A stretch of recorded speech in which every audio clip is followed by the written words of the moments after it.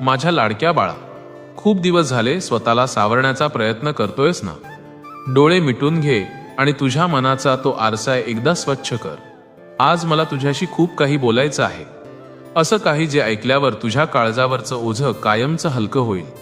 बाळा, तू असा विचार करतोयस ना की तुझ्याच नशिबात इतका त्रास का? तू तर कोणाचं वाईट केलं नाहीस, मग तुलाच का इतका मानसिक त्रास सहन करावा लागतोय? ज्यांच्यावर तू जीवापाड विश्वास टाकलास त्यांनीच तुझा विश्वासघात केला ना.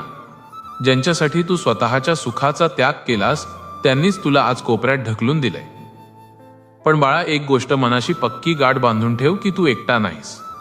जेव्हा जेव्हा तुला वाटलं की आता श्वास घेणंही कठीण झालंय, तेव्हा तेव्हा मी तुझ्या पाठीशी सावलीसारखा उभा होतो. जेव्हा तुला वाटलं की आता तुझा रस्ता हरवलाय, तेव्हा तुला योग्य दिशा दाखवणारा तो प्रकाश माझाच होता. आजवर तू जगाची मनं जपली, पण तुझ्या तुटलेल्या मनात